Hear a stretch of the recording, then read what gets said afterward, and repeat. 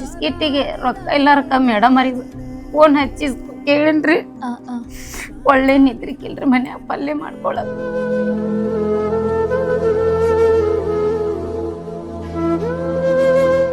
ಈ ಸಾಲ್ ಸುಟ್ಟಿ ಕೊಟ್ರ ರೇಷನ್ ಸಮಸ್ಯೆ ಭಾಳ ಬರ್ತೈತ್ರಿ.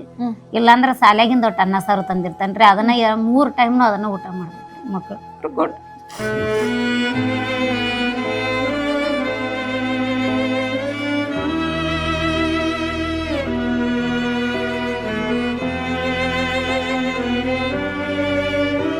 ನನಗ ಹಸು ಭಾಳ ಇತ್ರಿ. ಹಸುವಿನ ತಕ್ಕ ಅವ್ರು ಊಟ ಹಾಕಿದ್ರಲ್ಲ, ಪುಣ್ಯ ಬರ್ಲಿರಿ ಸಾಹೇಬ್.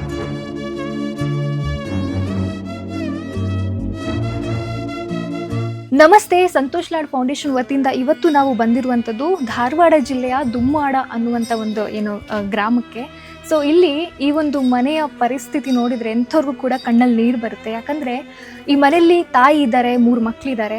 ಹಾಗೆ ಆ ತಾಯಿ 9 ವರ್ಷದಿಂದ ತನ್ನ ಗಂಡನನ್ನು ಕಳ್ಕೊಂಡಿದ್ದಾರೆ. ಹಾಗೆ ಆ ತಾಯಿಗೆ 2 ಕಣ್ಣುಗಳಿಲ್ಲ.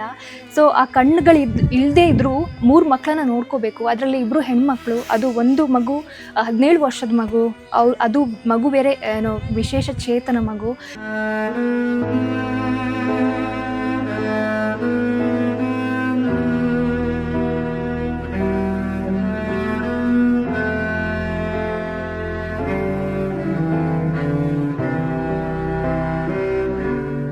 ಅವಳಿಗೆ 17 ವರ್ಷ ರೀ ಮೇಡಮ್.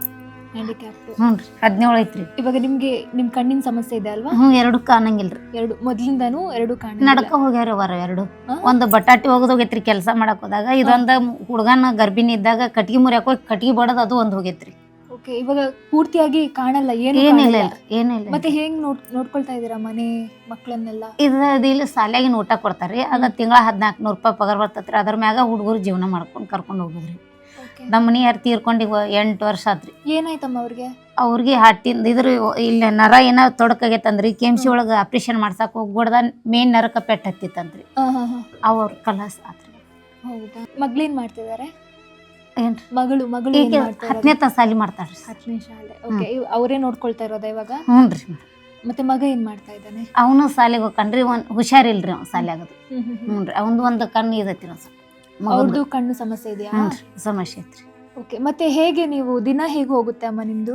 ನಮ್ಮನ್ನ ಕರ್ಕೊಂಡು ಇವ್ರ ಅಡ್ಡಾಡದ್ರಿ. ಅದಕ್ಕಾದ್ರು ಹೊರಗೆ ಕರ್ಕೊಂಡ್ರಿ, ಮಗಳ ಕರ್ಕೊಂಡು ಹೋಗ್ಕಡ್ರಿ. ಆಕೆ ಸಾಲ್ ಬಿಡು ಮಟ್ಟ ಮನ್ಯಾಗ ಇರ್ತಾನ್ರಿ. ಒಬ್ಬಕ್ಕೆ ಹುಡುಗನ್ ಕರ್ಕೊಂಡು ಇರ್ತಾನ್ರಿ. ಮತ್ ನಮಗೂ ಯಾರ ಬಂದ್ ಆ ಹುಳ ಉಪ್ಡಿ ಆವಿ ಅಂತೇಳಿ ಬಾಗ್ಲ ಕದ ಹಾಕೊಂಡನ ಒಳಗ ಇರುದ್ರಿ. ಅವ್ರು ಬರೋ ಮಟ್ಟ ನೋಡ್ರಿ. ಮತ್ತೆ ಮನೆ ರೇಷನ್ ಅದು ಇದು ಖರ್ಚು ಅದೆಲ್ಲ? ರೇಷನ್ ಇಂದ್ರಿ ಅದರಿ ಈ ಸಾಲ್ ಸುಟ್ಟಿ ಕೊಟ್ರ ರೇಷನ್ ಸಮಸ್ಯೆ ಭಾಳ ಬರ್ತೈತ್ರಿ. ಇಲ್ಲಾಂದ್ರ ಸಾಲ್ಯಾಗಿಂದ ಒಟ್ಟು ಅನ್ನ ಸಾರು ತಂದಿರ್ತಾನ್ರಿ, ಅದನ್ನ 3 ಟೈಮ್ನು ಅದನ್ನ ಊಟ ಮಾಡ್ಬೇಕ್ರಿ ಮಕ್ಕಳು.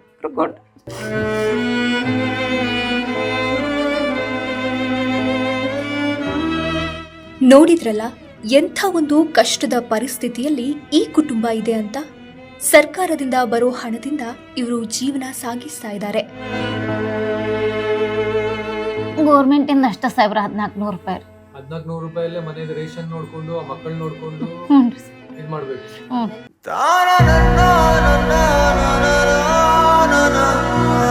ಬರೀ ಹಾಲು ಬಿಸ್ಕಿಟ್ ಅಷ್ಟೇ. ಹ್ಞೂನ್ರಿ, 17 ವರ್ಷಕ್ಕೆ ಅದ್ರ ಮ್ಯಾಗದಾಳ ನೋಡ್ರಿ ಆಕಿ ಜೀವನ. ಎಲ್ಲ ಮಕ್ಕೊಂಡಲ್ಲೇ ಮಾಡ್ತಾನ್ರಿ ಆಕಿದ್ ಮತ್ತೆ. ಈ ಕುರುಡು ತಾಯಿಗೆ ಸೂಕ್ಷ್ಮವಾಗಿ ಮನೆ ನಿಭಾಯಿಸೋ ಜವಾಬ್ದಾರಿ.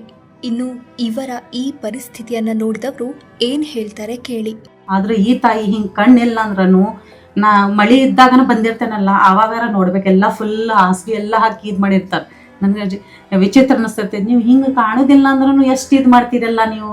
ಇಲ್ರಿ ಮೇಡಮ್, ನಾನು ದೇವ್ರ ಕೊಟ್ಟಾನಂದ್ರ ನಾನು ಪಾಲಿಸ್ತೇನಂತ ಭಾಳ ಇದು ಮಾಡ್ತಿರ್ತಾರ.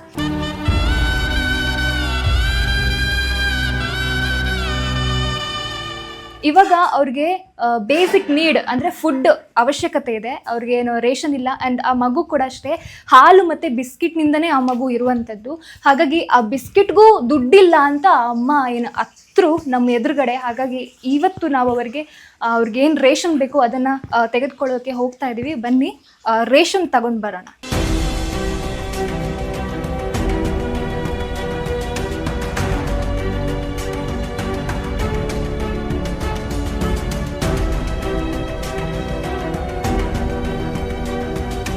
ಇನ್ನ ಹೆಚ್ಚಿಗೆ ತರೋದಾದ್ರೆ ಮುಂದಿನ ದಿನಗಳಲ್ಲಿ ಅದು ಕೆಡುವಂತ ಸಾಧ್ಯತೆ ಇರುತ್ತೆ. ಸೊ ಹಾಗಾಗಿ ಅವ್ರಿಗೆ ಎಷ್ಟು ಐಟಮ್ಸ್ ಬೇಕೋ ಅದೆಲ್ಲ ಬೇಸಿಕ್ ನೀಡ್ಸ್ ಏನಿದೆ ಅದೆಲ್ಲ ಇವಾಗ ತಂದಿದ್ದೀವಿ. ಇನ್ನು ಮುಂದಕ್ಕೆ ಅವ್ರಿಗೆ ಅಗತ್ಯ ಇರುವಂತಹ ಐಟಮ್ಸ್ ತಗೊಳ್ಳೋದಕ್ಕೆ ಧನ ಸಹಾಯ ಕೂಡ ಮಾಡ್ತಾ ಇದ್ದೀವಿ ಸಂತೋಷ್ ಲಾಡ್ ಫೌಂಡೇಶನ್ ವತಿಯಿಂದ.